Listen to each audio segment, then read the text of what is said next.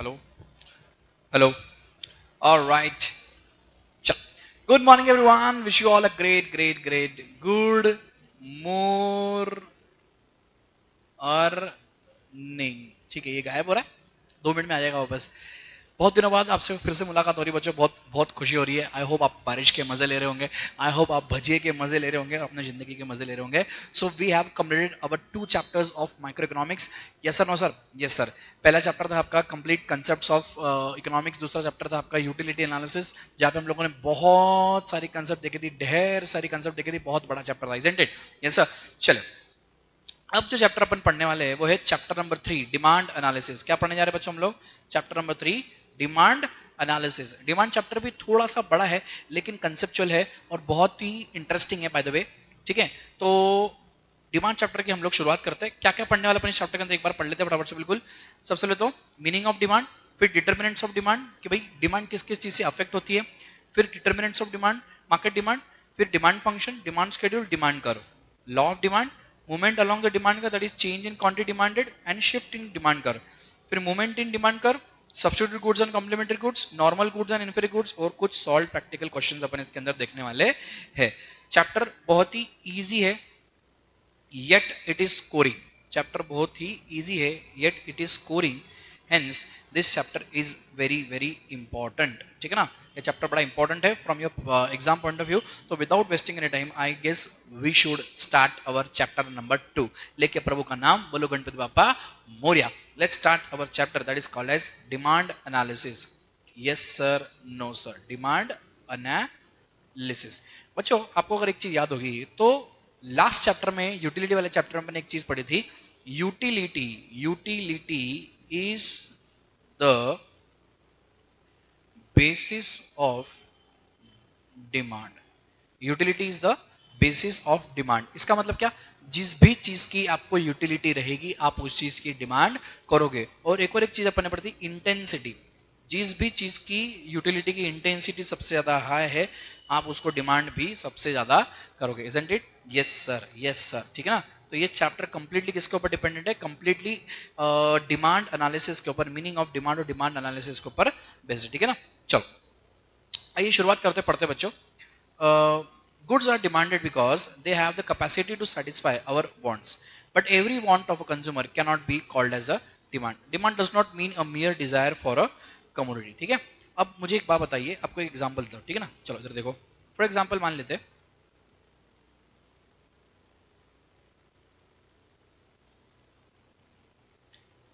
ये है एक बेगर, भिखारी, और मान लेते हैं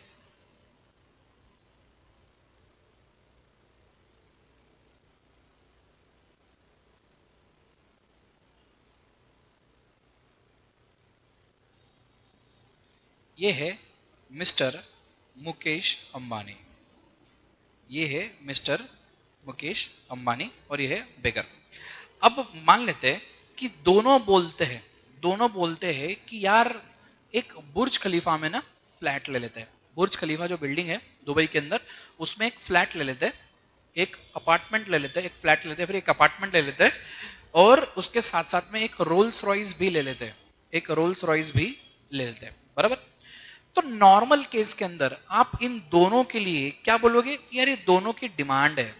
क्या है? ये दोनों की डिमांड है कि बुर्ज खलीफा के अंदर एक अपार्टमेंट खरीद लेते. बराबर है. तो नॉर्मल केस के अंदर एक लेमैन के लिए ये चीज क्या है? एक लेमैन के लिए डिमांड है.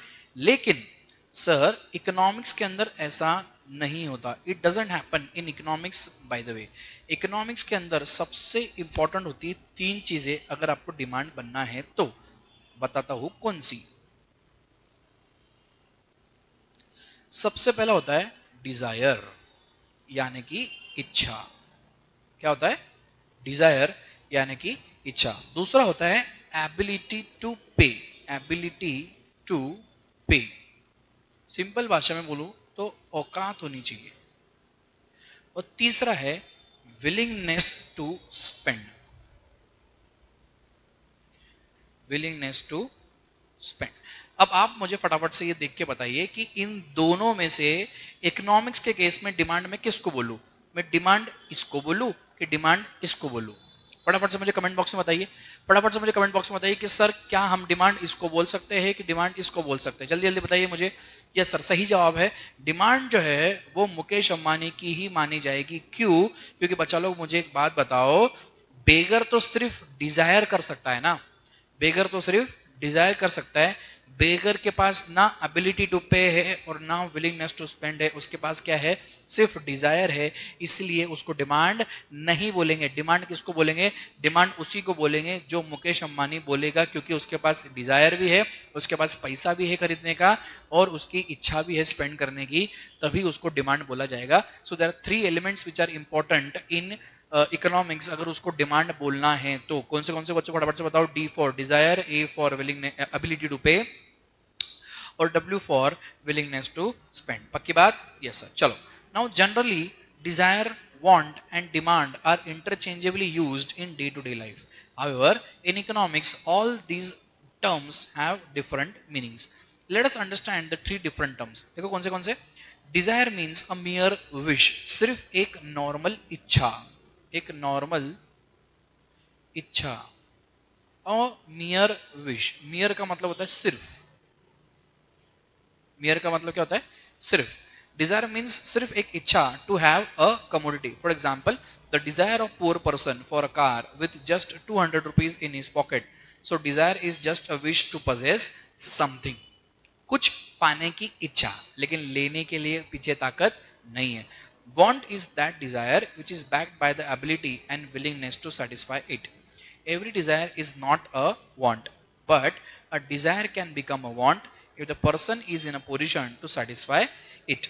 For example, in the above example, if poor person wins a lottery and now he has enough money to buy a car, then his desire for car will now be termed as a want. Why? Because now he has ability to pay. Because now he has ability to pay. Everybody got the point, bachalo? Yes, sir. Now demand is an extension of want as it has 2 more characteristics. क्या है भाई? Demand is always defined with reference to price. जब भी हम लोग demand का function लिखते हैं, कैसे लिखते हैं? dx equals to function of px. इसका मतलब क्या है? Demand is depended upon price. Price में इंक्रीज डिक्रीज होगा तो डिमांड में इंक्रीज डिक्रीज होगा।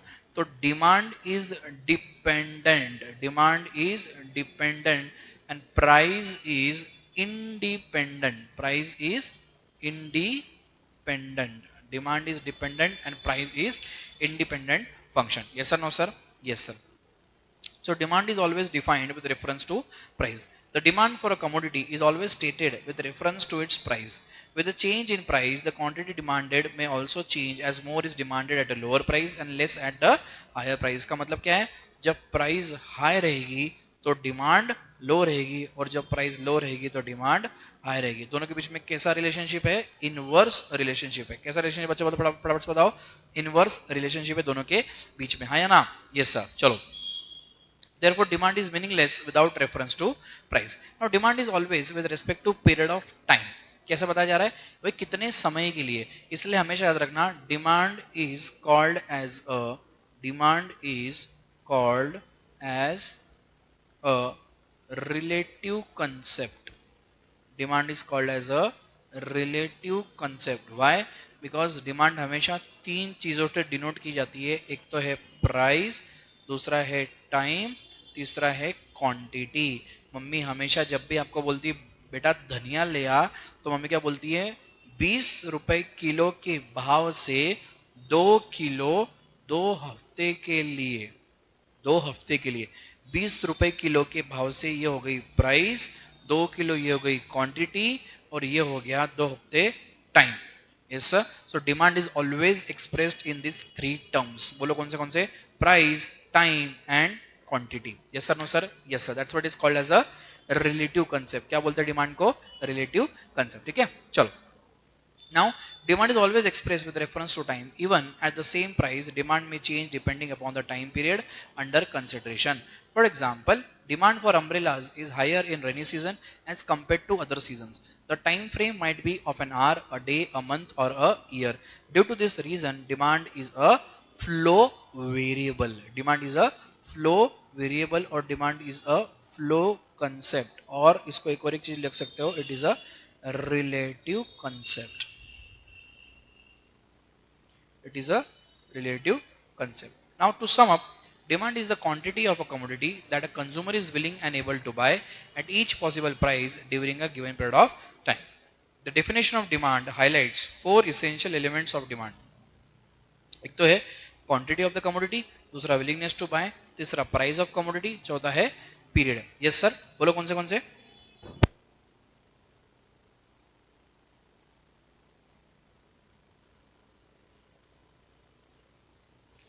एक तो है क्वांटिटी, दूसरा विलिंगनेस टू बाय, तीसरा प्राइस और चौथा टाइम. जैसे आपने बोला ये तीन जो एलिमेंट है, प्राइस, टाइम एंड क्वांटिटी, ये तीन टर्म जो है ये इसको क्या बनाते हैं, रिलेटिव कंसेप्ट बनाते हैं. क्या बनाते हैं बच्चों, फटाफट से बताओ, relative concept. Hence demand for a commodity may be either with respect to an individual or to entire market. Now individual demand refers to the quantity of a commodity that the consumer is willing and able to buy at each possible prices during a given period of time. किसको बोलते हैं individual demand. Individual demand का मतलब होता है जहां पे single person, जहां पे single person at different prices, at different prices, at different नहीं at at single point of time.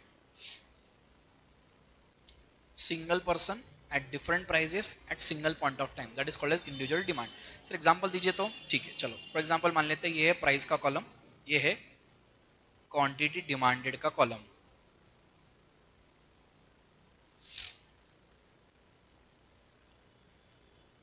Price and quantity demanded. Yes sir, ठीक है चलो.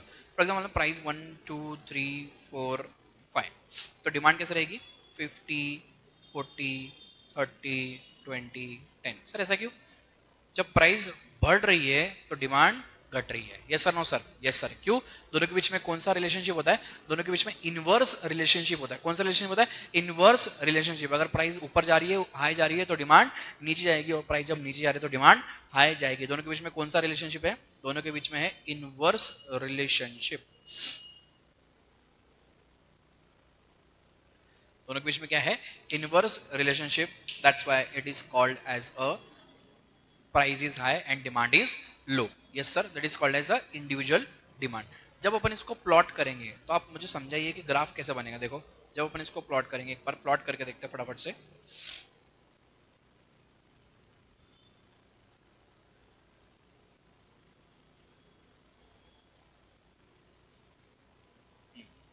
इसको प्लॉट करते हैं, 1 2 3 4 5 6, 1 2 3 4 5 6.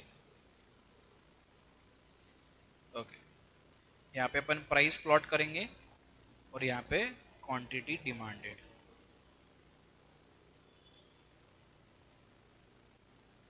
यहाँ पे प्राइस प्लॉट करेंगे और यहाँ पे क्वांटिटी डिमांडेड. क्वांटिटी डिमांडेड फटाफट से बताइए, 50 40 30 20 10 है, तो इसको 10 से शुरुआत होगी. 0 10 20 30 40 50 और 60.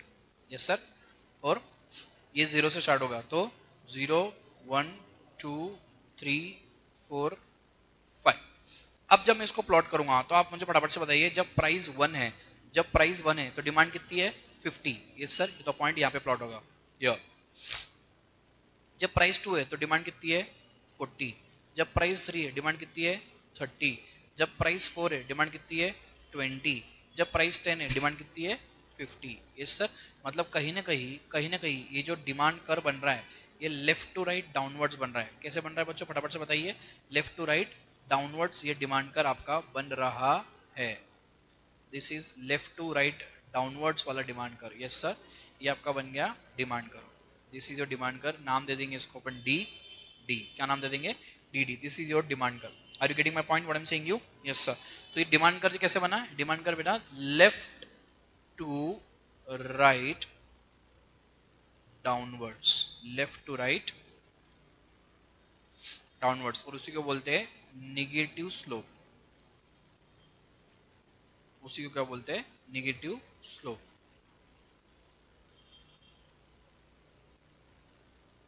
लेफ्ट टू राइट डाउनवर्ड्स, उसी को बोलते हैं negative slope. Why? Because it has a negative I mean inverse relationship. कैसा है उसका रिलेशनशिप?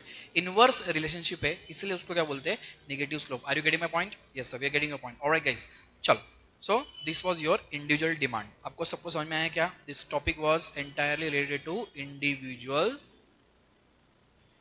डिमांड. इंडिविजुअल डिमांड मतलब एक पर्सन की demand at different different prices at a single point of time. ये देखो, एट डिफरेंट डिफरेंट प्राइजेस, 1 2 3 4 5 अलग अलग प्राइजेस पे अलग अलग डिमांड. यस सर, बट ये सिर्फ मिस्टर ए की है. ये क्या है? सिर्फ मिस्टर ए की है. आगे जाके जो कंसेप्ट आने वाली है वो अपने मार्केट डिमांड की आएगी, तब अपन देखेंगे. आ जाओ. So individual demand refers to the quantity of a commodity that a consumer is willing and able to buy at each possible price during a given period of time. Market demand refers to the quantity of commodity that all consumers are willing and able to buy at each possible prices during a given period of time. अब ये क्या बोलता है कि भाई अलग अलग consumers अलग अलग प्राइजेस पे एक सिंगल पॉइंट ऑफ टाइम में कितना परचेस करते हैं. अब इसका मैं आपको टेबल और इसका ग्राफ बना के बताता हूँ. ठीक है, ध्यान दीजिएगा. फॉर एग्जाम्पल मान लेते हैं, let's say this is price वाला कॉलम. प्राइस को अपन ले लेते हैं 1 2 3 4 5. आगे है क्वांटिटी डिमांडेड.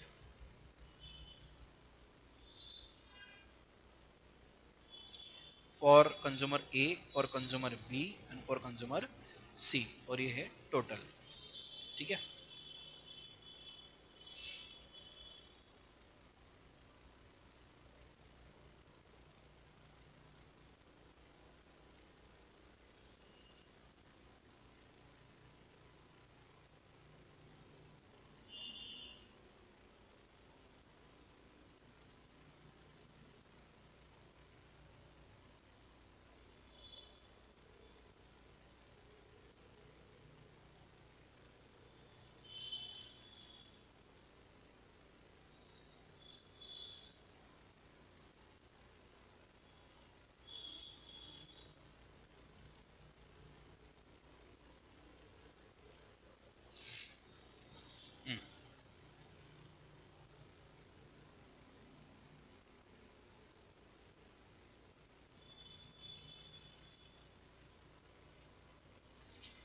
ये बन गया आपका टेबल.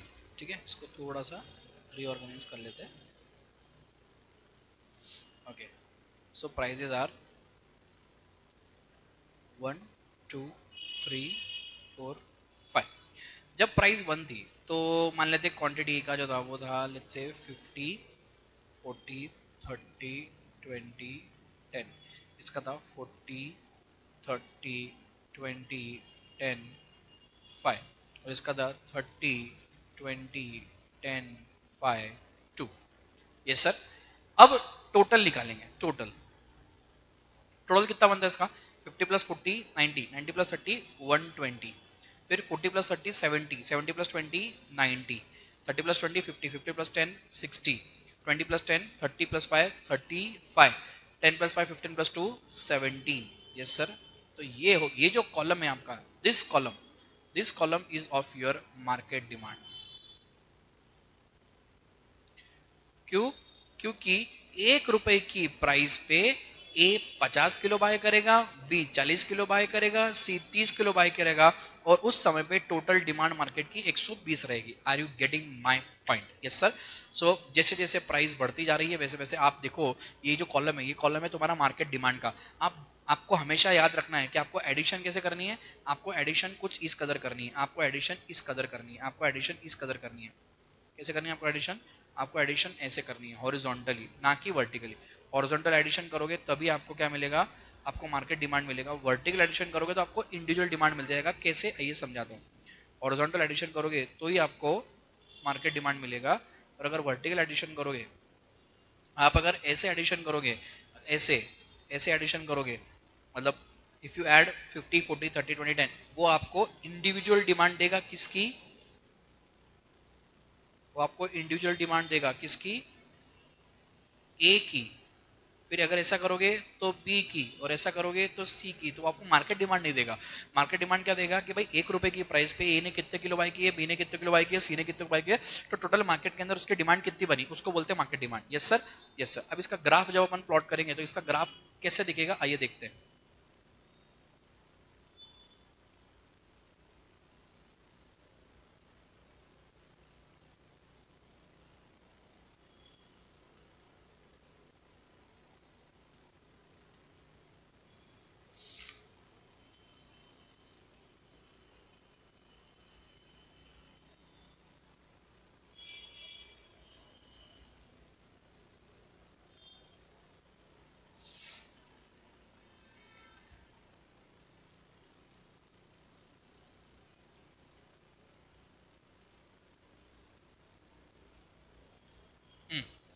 0, प्राइस अपन ले लेते हैं y एक्सिस पे और क्वांटिटी डिमांडेड ले लेते हैं अपन x एक्सिस पे, ठीक है। 30 ले लेता हूँ मैं, 30 ले लेता हूँ, ठीक है। 30, 60, 90, 120 और ये लेता हूँ 1, 2, 3, 4, 5, ठीक है। जब प्राइस 1 थी तो डिमांड कितनी थी 120, ठीक है। जब प्राइस 2 थी तो डिमांड कितनी थी 90, ठीक है। जब प्राइस 30 थी, जब प्राइस हाँ 3 थी तो डिमांड कितनी थी 60, ठीक है। और जब प्राइस 4 थी तो डिमांड कितनी थी 35, 30 और इसके बीच में यहाँ पे ओके। और जब प्राइस 5 थी तो डिमांड कितनी थी 17, इन दोनों के बीच में कहीं यहाँ पे। Yes sir. तो आप देखो आपका डिमांड कर कैसे बन रहा है, आपका डिमांड कर उसको अगर मैं फ्री हैंड से बनाऊं तो वो डिमांड कर कुछ किस कदर बनता है। ये भी कैसे जा रहा है, ये भी जा रहा है लेफ्ट टू राइट डाउनवर्ड्स, कैसे जा रहा है लेफ्ट टू राइट डाउनवर्ड्स, कैसे जा रहा है लेफ्ट टू राइट डाउनवर्ड्स। इसी को बोलते हैं निगेटिव स्लोप। क्या बोलते हैं इसको बच्चों, फटाफट से बताओ। इसको भी बोलते हैं negative slope. This is the फंडा ऑफ मार्केट डिमांड। ये आपकी बुक में नहीं दिया है, ये मैंने इसको आपको थोड़ा सा डिटेल में एक्सप्लेन करके बताया कि इंडिविजुअल डिमांड किसको बोलते हैं और मार्केट डिमांड किसको बोलते हैं। आप दोनों ग्राफ देख सकते हो, बढ़िया तरीके से अपन ने पहले स्केड्यूल बनाया, फिर इसके ग्राफ बनाए और अपन ने इसको अच्छी तरीके से समझाया। ये किसका कंसेप्ट था, ये था market demand. This was market demand, okay. This was individual demand, this is market demand का कंसेप्ट। आई होप आपको ये दोनों कंसेप्ट अच्छी तरीके से समझ में आए, इंडिविजुअल डिमांड और मार्केट डिमांड का कंसेप्ट सबको समझ में आएगा बच्चों। यस सर, समझ में आएगा सर, ठीक है। चल आगे चलते हैं। आगे है डिटर्मिनेंट्स ऑफ डिमांड। सर इसको हिंदी में ट्रांसलेट कर सकते हो कि डिटर्मिनेंट्स किसको बोलते हैं। आइए, डिटर्मिनेंट्स का मतलब होता है, डिटर्मिनेंट्स का मतलब होता है factors affecting, factors affecting demand. ऐसे कौन से फैक्टर्स है जो डिमांड को अफेक्ट करते हैं, उसको बोलते हैं डिटर्मिनेंट्स ऑफ डिमांड और फैक्टर्स अफेक्टिंग डिमांड, ठीक है। चलो, so demand for a commodity increases or decreases due to several factors. The various factors affecting demand are discussed below. कौन से number 1, price of the given commodity. आप ही मुझे बताइए, अगर प्राइस हाई रहेगी किसी की भी तो डिमांड पे क्या असर होगा। अगर प्राइस हाई रहेगी तो डिमांड लो, अगर प्राइस लो तो डिमांड हाई। यस और no sir. Yes sir. Price high तो डिमांड लो, प्राइस लो तो डिमांड हाई। Yes sir. तो इन दोनों के बीच में क्या है, इन दोनों के बीच में है इनवर्स रिलेशनशिप। कौन सी रिलेशनशिप है फटाफट से बताइए, इनवर्स रिलेशनशिप। तो डिमांड करके आता है left to right downwards. So it is the most important factor affecting demand for the given commodity. Generally, there exists an inverse relationship between price and quantity demanded. अभी बोला मैंने आपको, कौन सी relationship होती है इनवर्स। क्यों, उल्टा जाते हैं दोनों, एक ऊपर जाता है तो एक नीचे जा रहे हैं। प्राइस ऊपर जाएगी तो डिमांड नीचे जाएगी, और प्राइस नीचे जाएगी तो डिमांड ऊपर जाएगी। It means that as price increases quantity demanded falls due to a decrease in the satisfaction level of consumers. क्योंकि ज्यादा प्राइस देना किसको पसंद आता है, महंगी चीजें अपन बाय करते नहीं, अपन हिंदुस्तानी है, आगे नहीं। Yes sir. Okay, for example, if a price of commodity say tea increases, its quantity demanded will fall as satisfaction derived from tea will fall due to rise in its price. अगर चाय की price बढ़ेगी तो आपकी चाय की demand घट जाएगी, चाय की प्राइस बढ़ेगी तो चाय की डिमांड घट जाएगी, हाँ या ना। Yes sir. So demand is a function of price and can be expressed as D equals to function of P. The inverse relationship between price and demand known as law of demand is discussed in section 3.7. आगे बढ़ेंगे हम section 3.7 के अंदर law of demand पढ़ेंगे। आपको ये चीज समझ में आएगा। इसको कैसे लिखते हैं, ऐसा लिखते हैं dx equals to function of px, dx equals to function of px मतलब demand equals to function of price. Are you clear. Yes sir. d का मतलब होता है डिमांड, x का मतलब होता है क्वांटिटी, f का मतलब होता है फंक्शन, p का मतलब होता है प्राइस, और वापस x का मतलब होता है क्वांटिटी। ठीक है, डन। Yes sir.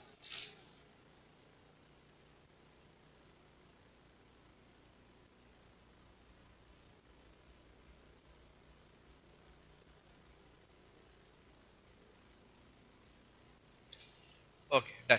चलो, I hope you got the point. Yes sir.